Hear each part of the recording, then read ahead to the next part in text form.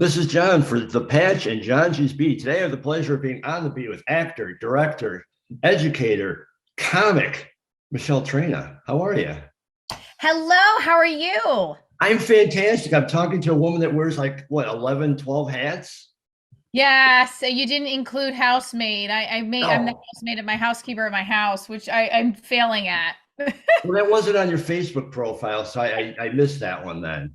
Oh yeah, I mean I joke, but I'm just so behind with that, and I need to probably figure that one out and that role of my life. But yes, no, that's amazing intro. I love it. So well, the reason why I wanted to talk to you mainly was you have a show coming up in Chicago called Divorce Diaries next Yes. Saturday. I will get to that in a few minutes, but I wanted to get a little background on you first. How did you get into comedy? Yeah, okay, great. So I started doing comedy in college. I think the first genre of comedy that I really embraced was improv. I studied it in college. I went on to study it after college, going to UCB, Upright Citizens Brigade, and then I always have had a physical comedy flair to anything I bring to a role. I think that's just kind of my background as this Italian Jersey girl with a family who's loud and uses humor to storytell.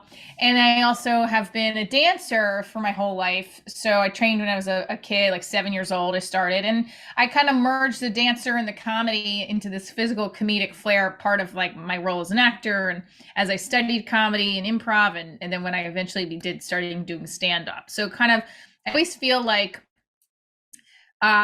before the training of improv or dabbling in acting, I always had comedy in my life, where we all do.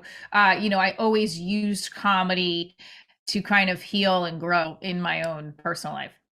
It's funny. You mentioned how you're funny and everybody's funny. Everybody does think they're funny, but how do you find the courage or this or like when did you know that I could actually do this? So I think that I'm a very firm believer in that everyone can do what they really put their mind to, right? Like if they really, really want to do something, everyone has the capability of achieving that if they follow through with it. I always loved making people laugh or excited from performing, right, through storytelling. And then when I was in college, I remember one of my first improv shows. I was doing a sketch on stage, and I ended up playing like I don't know if you remember the show The Wonder Years. Oh, absolutely, sure. There was a scene that I did, and I mean, that was one of the suggestions, and I ended up playing like a Winnie type character with her hair, and my hair was really long at the time. And I remember the reaction from the audience was so strong that I remember that as one of the defining moments where I was like, I really like comedy, and I really like this style. I was doing improv at the time, but I connected to it, and I always admired stand-up comedians because it's such a difficult. I think it's one of the most challenging genres of performing because you have to constantly be making people laugh. It's not like theater where it's like they can just sit with it. Right. So I really and I love. Um, so I think that when I was in college is when I had some of those aha moments about comedy, and also when I did children's theater for years on tour. I have my own children's theater company now, but when I was touring with other, various children's theater companies in the country, using comedy in those plays and the adaptations of folk tales or fairy tales, making kids laugh through those is really a very rewarding experience, and it helps them get through their day in a positive way. Well, it helps all of us get through our day. 100%, 100%. Yes, it helps all of us. You're right. So do you still get nervous going up on stage before the shows? Oh yeah, I think that's normal. I don't think that will ever go away. I think that's a good thing to have nerves. It's how you process the nerves. The most nervous, I think the scary nerves is when you're not prepared. And then the nerves of just being prepared and wanting to do a good job is also like fine. So I get all kinds of nervous. Now, without getting political, but the times have changed. Has the changing climate of society, has that forced you to change your brand of humor at all or your approach? So that's a great question, because some of the topics that come up for me in my daily life could possibly connect to one of those current, if it has to do with race, religion, politics.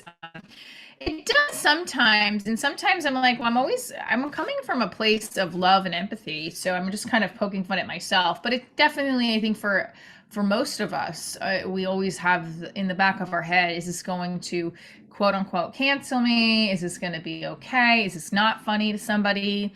So yeah, I think it definitely has in the back of all of our heads for sure. And, But I also, feel like I am taking lots of risks in my life to pursue my show in a TV series and tour and do all these things that are not so traditional for a single mom to quote unquote do because of our societal norms. Then I feel like you just got to go, you got to give it 100%, give 100% of who you are. And if you're coming from an empathetic, kind, loving place, then you can't go wrong at the end of the and, day.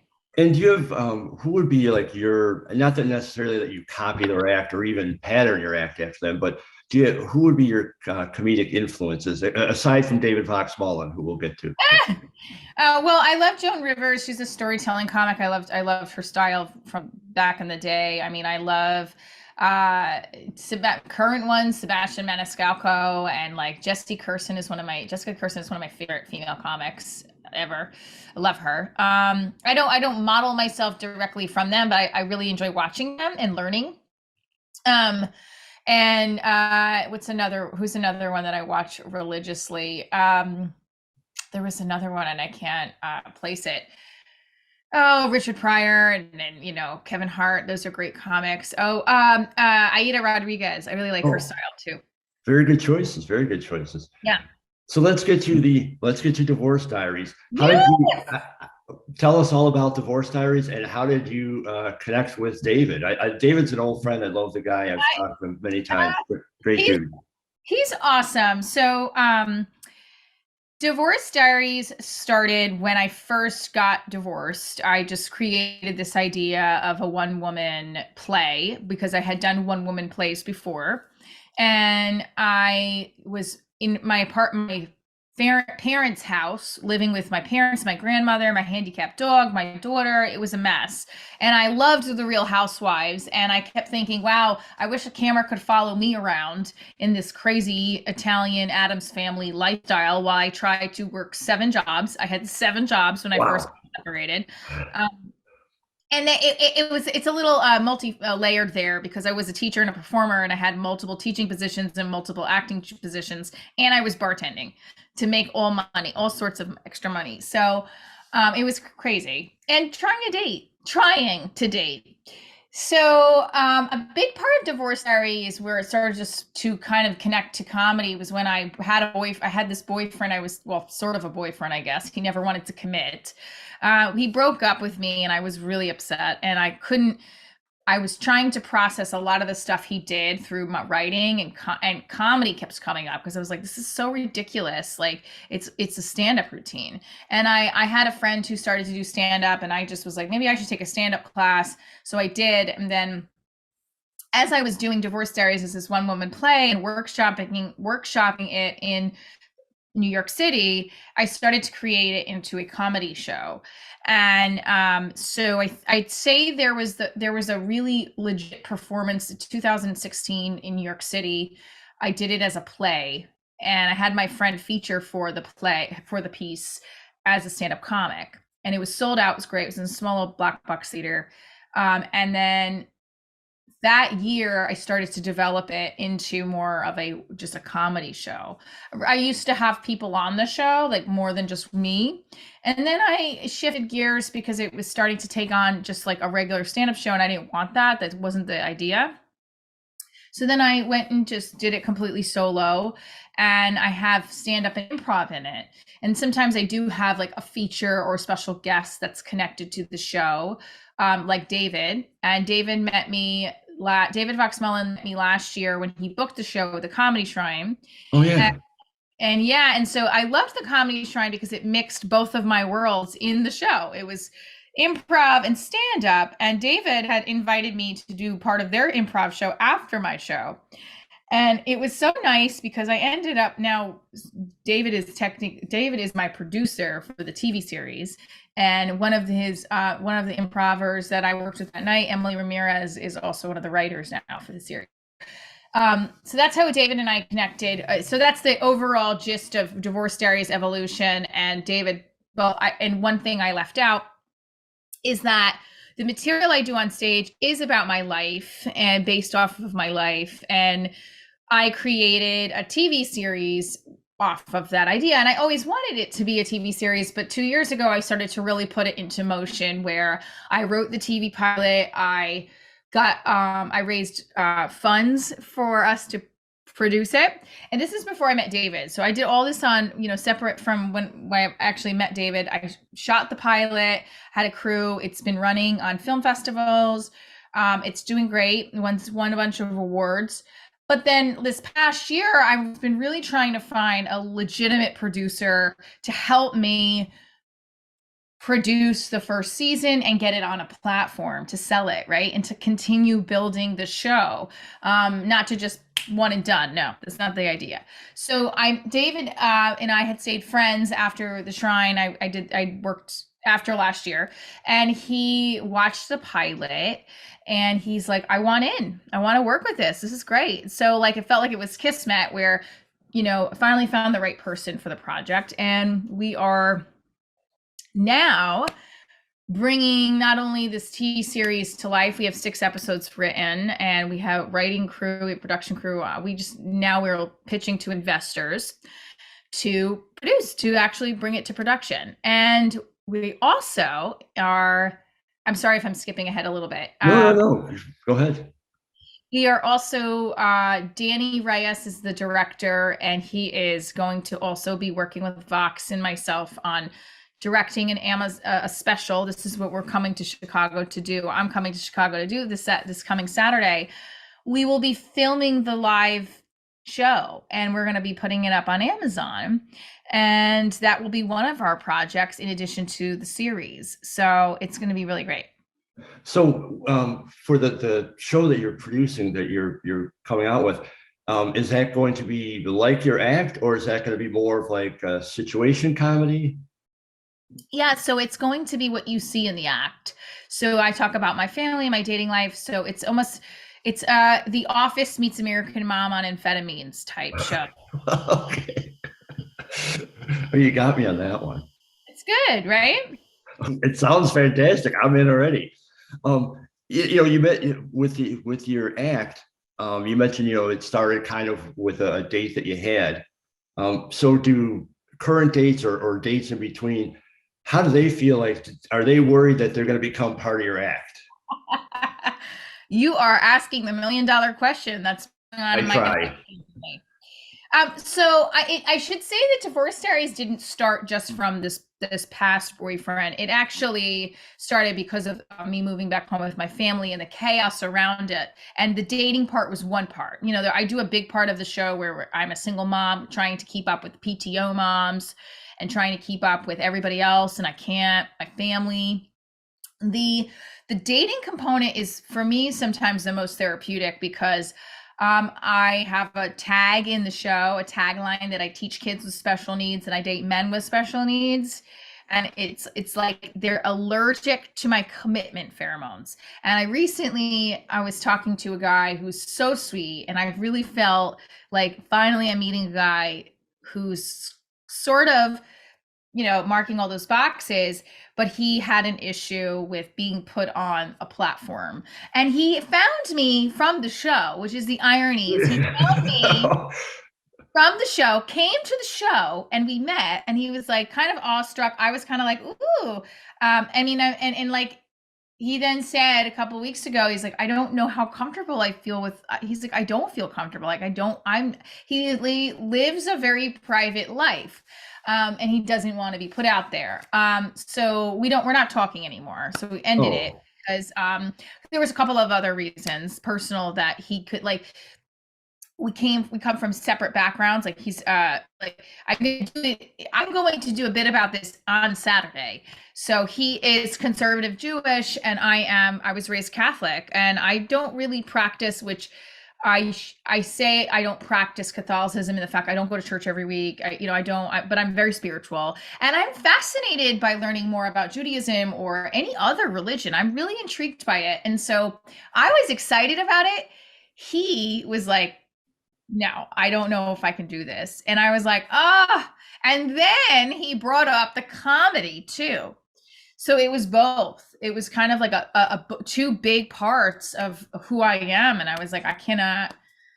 I couldn't give up one of the loves of my life is performing, and I can't put a filter on myself. I just can't. So we're not talking anymore. No, I mean, I don't mean that. That's funny, and because he found you on the show. If he listened to your act, he knows that you're from an Italian family, which probably means you're a Catholic family. He knew. He You saw know, me. so He saw me. like, I'm like, it makes no sense. Well, it makes sense in a way where like he's intrigued to come see the show, which I appreciate. I think he wasn't expect like we connected, so it was a throw off for him. I don't know. I'm still kind of struggling with it. Oh, oh, my daughter just scared me. oh, That scared me, girlfriend. Here, go ahead. She's playing on her phone. Now, this is a good parent moment. It's a segue of how I feel like a horrible parent right now because she's been on her hello screen. But you know what? It's like I'm on the screen. I've been on the screen since I woke up this morning, writing and then marketing and now doing. It's how we live now. So no, I've listened to I've watched some specials. I've checked out some interviews. Your act is very positive, very funny, very positive. But could some people, without seeing the act, could some people think that it might be like, oh, it's another woman whining about divorce, which it yes, totally is not. So I want to make that clear. please use this as a promo. The Divorce Diaries is not about whining about divorce. It's about celebrating it. And I get a lot of people that are like, I don't understand why you think it's so funny. And it's like, well, it's not. That's why we're trying to poke fun at it. It's like, it hurts. A lot of this stuff with rejection and abandonment and feeling isolated hurts. So why can't we poke fun at it to find the humor in it to ultimately make us feel better? And then that motivates us to get up and do something positive with our life. So like for me, I've been working a bit about what happened with this guy because it's therapeutic and I'm sad. I really liked him. I really, really liked him. And in the same breath, it's almost irony that like he found me through my show. So yes, people do question it. Some people are like either, oh, I'm so excited, and I do bits about this, like they're really excited to see it, and then other people are like, well, I have had divorce attorneys, like there's a ton of divorce attorneys coming to the show on Saturday, and have a lot of now good friends that have connected with me through the show. But there are some that like will hang up when I call. Like I'll telemarket to them and I'll say, "Hey, can you want to come to the show?" And they'll like hang up on me. Another irony is this other guy that I was talking to is a divorce attorney. You can't make it up. I know. Now, so along those lines, then, do you get people coming up to you going, "I've got a great story for you. I've got a great divorce story." And like, what percentage of those are actually funny? So I have a lot of people that come up and tell me that, and I always want to do more with it with this brand because I love that people have their own stories. And so what I do with it is that at the show, people write a line they'd say to their ex on a card. And then I act part of that out in a monologue section called To My Ex, right?